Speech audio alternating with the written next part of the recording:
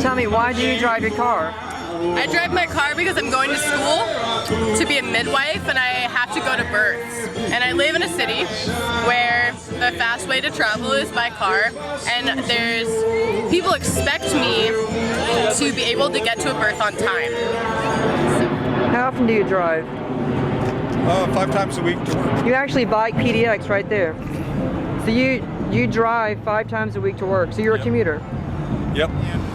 Since 2006, I've crossed the U.S. on the north, the south, and the center. I've gone down both coasts and I've gone up the Mississippi. I couldn't have done that with a car because I couldn't afford it. All right, Lindsay, how often do you use a car? I never use a car. How do you get by without it? Well, I either cycle or walk, or I just don't do things that require cars.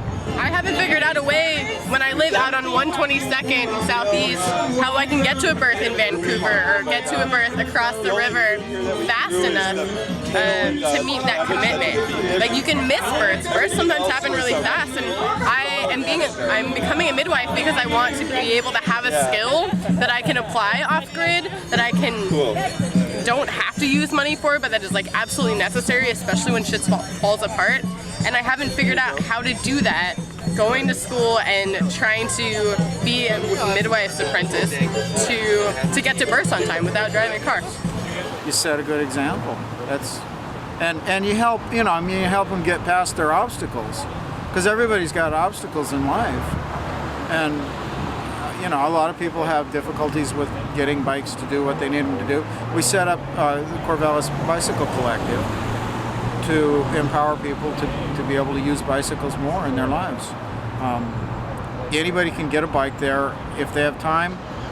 We'd rather have their time than their money, frankly, because it's an all-volunteer operation. And we got a shop in Portland called Bike Farm. Yeah, actually we went and visited Bike Farm before we started CBC. Yeah. Oh, that's cool. Or as we were starting CBC.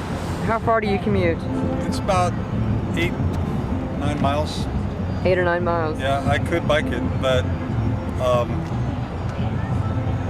I work early hours, so I'm opposed. I haven't done it. So you recognize that you should do it. Absolutely.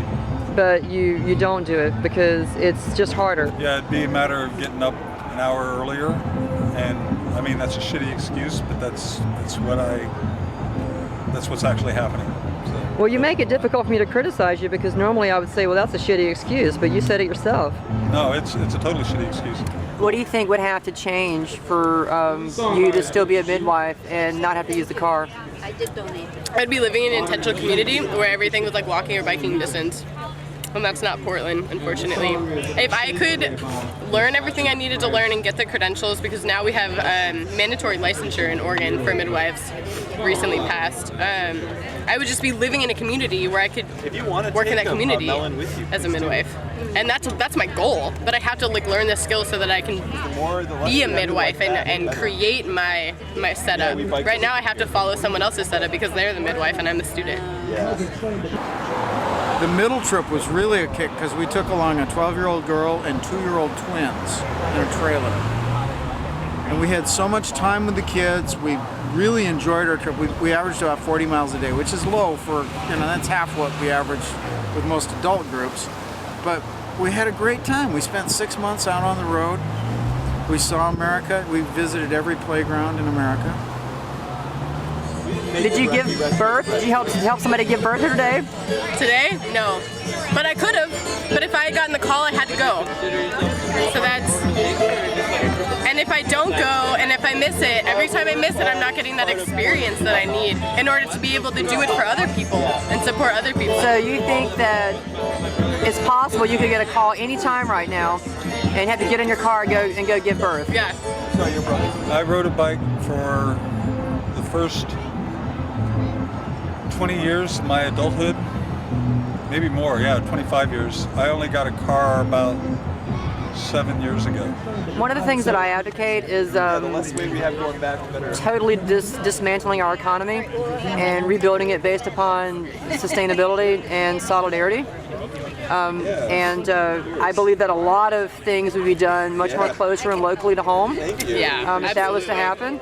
I'm not against technology. I'm not against, people communicating or trading globally if people want to do that. Right. I just believe that our system of capitalism, it forces us to, live in this society, this type of, private property. You must live in this particular square. You only have access to this particular square, so everything is spread out. People who have money make all the decisions. Yeah. What do you think about that? I think it's sick. I don't. It's a system that I was born into and I've been programmed into, and unfortunately I'm taking the steps within it to get out of it, but I think it's hard to just throw it all to the wind. I guess I could do that, but I don't think I would be able to be a midwife. I think it would be really hard. No, I think things should be local. I think things work better. You can do consensus reality with a smaller group. You can grow your own food. You don't have to rely on much further outside of that, whatever that bubble is. But you can. I mean, I really like the idea of like autonomous zones that work with each other. Like, I dig that. That's what I want in this world. But I do feel pretty stuck in it right now. It feels like a big mountain. It does. So why did you get the car? It was where I was living in Texas was a necessity, and then I used it to move up here to be near my daughter. Michelle Dar went all the way 4,500 miles with 3 of her children. Wow. Yeah, I went with them, but we had a great time. So not really talking about yourself here, but if you were just anybody who had a profession, how would you have that profession and not participate in capitalism? Well, you just find a gift. You just find a gift and you have the resources. I mean, there's still resource, and like that's what money is sort of supposed to be. It's just like this resource middleman.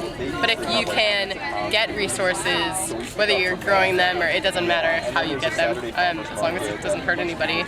But get resources and share, and be able to give something to a community that is willing to like give back, like that. You could absolutely do that. You could do that in so many ways, and people do it all the time. What was your name again? I'm Vernon. Vernon.